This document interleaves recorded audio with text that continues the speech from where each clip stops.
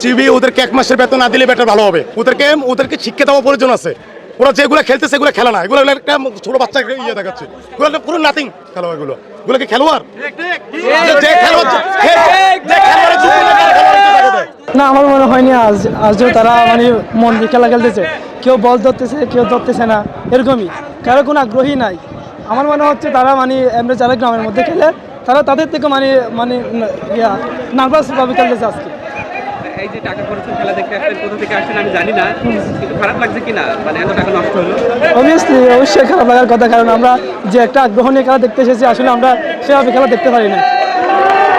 মনে হচ্ছে না যে দেখা হলে টাকাটা ফেরত চাইতাম, যে টিকিটের টাকা? অবশ্যই, কিন্তু এখানে তো বিসিবির কোনো দায়িত্ব না। আমাদের সামনে তো আসতে চাই, প্লেয়ারদের থেকে কি টাকা বুঝবো? ওরা নিজেরাই কেমন বাতা বনস বাতা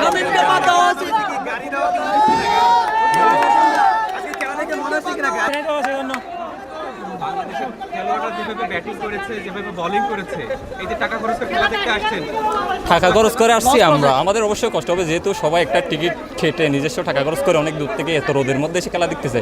কিন্তু বাংলাদেশ ব্যাটিং লাইন আপ যেভাবে যাওয়া আসার মিছিলে ছিল, আমরা সেকেন্ড ম্যাচ দেখছিলাম, সেকেন্ড ম্যাচে বাংলাদেশের যে বড় দলের বিপক্ষে একটা বড় রান টার্গেট করার যে ধারাবাহিকতা দেখছি, এই ম্যাচে সেটা টোটালি দেখা যায় না। এবং লাস্টে ফিল্ডিং দেখে আরো মনে হচ্ছে ওরা আগে বাসায় ফিরে যাবে। আমার এটাই মনে হয়েছে। Thank you.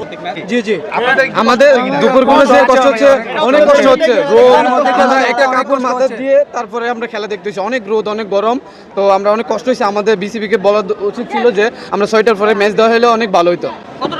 এই যে রোদ পোহাইয়া যে খেলা দেখতেছেন, এত কষ্ট করে আসছেন, বাংলাদেশ তো হেরে গেল, কেমন লাগছে? আমরা প্রথম 2 ম্যাচ হারার পর আমরা দেখতেছি যে লাস্ট ম্যাচে মানে জিতার কারণ হইল সিরিজ জিতবে না, তারপর আমরা মাঠে আসছি যে আমাদের প্লেয়ারদেরকে উৎসাহ দেওয়ার জন্য।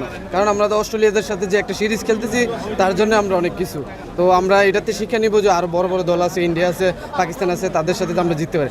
আজকে একদম বাজে খেলছে ভাই, ব্যাটিং একদম বাজে ব্যাটিং করছে। মনে হচ্ছে বাংলাদেশ জেতার জন্য খেলছে। প্রথম থেকেই তো মনে হয়েছে বাংলাদেশ সারার জন্য খেলছে, প্রথম থেকে। সোহানের ব্যাটিংটা কেমন?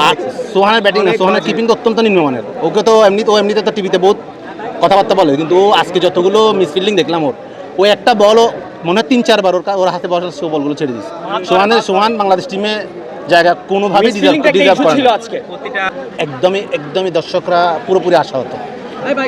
দিনের বেলা এসে যদি এরকম ব্যাটিং দেখি, সেটা তো আসলে প্রত্যাশিত না। এই যে রোদের ভিতরে কষ্ট করে টিকিট কেটে খেলা দেখছে, কষ্টটা বাংলাদেশ ক্রিকেট টিমের জন্য কষ্টটা মানে রোদ বৃষ্টি সেটা কোনো বিষয় না, কিন্তু ওরা যদি পারফর্ম করতো সেটা অন্তত আমরা বুঝতাম যে ঠিক আছে, রোদটা গায়ে লাগতো না, বৃষ্টি গায়ে লাগতো না। কিন্তু ওদের গতকালকে আমি দুবাই থেকে অনেক টাইম জার্নি করে আসছি আজকে ম্যাচটা দেখার জন্য। অনেক টাকা খরচ করে আমি ইমার্জেন্সি টিকিট কাটছি আজকে ম্যাচটা দেখার জন্য, কিন্তু আজকে ম্যাচটা দেখে আমি পুরোই হতাশ। পুরো প্লেয়ার আমাদের এটা বলতে পারি না, তো আমার যাইতে পারি দুবাই। এই ম্যাচটা দেখার জন্য আমি ইমার্জেন্সি টিকিট কাটে এখানে আসছি। পুরো প্লেয়ার একমাত্র তাহিদ ছাড়া, আমি তাহিদ থেকে থ্যাংক ইউ জানাই। ওর জন্য আজকে আমাদের টার্গেট 100 হয়েছে না, তো আমাদের টার্গেট 100 হতো না, আমরা 50 অল আউট হয়ে যেতাম। থ্যাংক ইউ, ধন্যবাদ।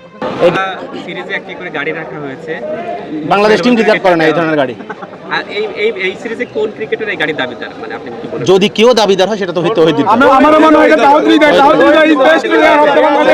ওয়ানডে সিরিজে পেয়েছেন একটা গাড়ি, এই সিরিজে যদি কেউ দাবিদার হয় সেটা তো বাংলাদেশের তৌহিদ রিজা ছাড়া, বাংলাদেশ টিমের মান অনুযায়ী তৌহিদ রিজা ছাড়া কেউ ভালো খেলে নাই আজকে। তাহিদের কারণে টার্গেট 100 প্রত্যেকেই অত্যন্ত নিচু, ওরা ওদের মানে কোয়ালিটি অনুযায়ী অত্যন্ত নিচু মানে।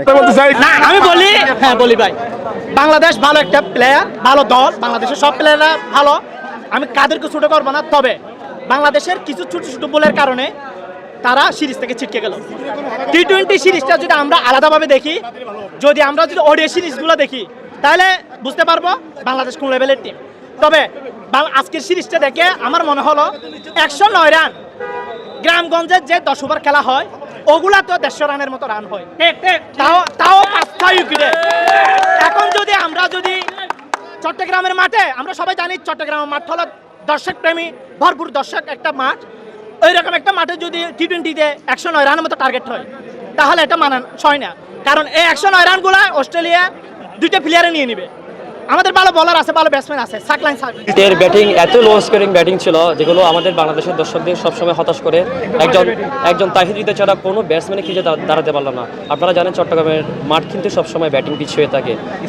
তারা নামার পরে কীভাবে যে এত তাড়াহুড়া করে, তাদের একটা প্লেয়ারদের মতো অস্ট্রেলিয়ার মিশেল মার্শ বলেন, টিম ডেভিড বলেন, ওদের মতো একটা প্লেয়ার আমাদের বাংলাদেশে এখনো উঠে আসেনি। আমরা আজকে অনেক বেশি মিস করছি সাকিব আল হাসানকে। সাকিব আল হাসানদের প্লেয়ারদের মতো যদি এখানে প্লেয়ার থাকতো হয়তো আজকে ম্যাচটা অন্যরকম সিনারি হতো। তাছাড়া যে আমাদের লিটন দাস, উনি তো নাই মাঠে, উনি থাকলে হয়তো স্কোরিংটা আরও অনেক বেশি আগায় যেত, কিন্তু এই ধরনের বাজে লো স্কোরিং ম্যাচ আমরা কখনো আশা করিনি। সব ধরনের খেলার খবর পেতে সাবস্ক্রাইব করুন, সঙ্গে থাকুন খেলার পাতার।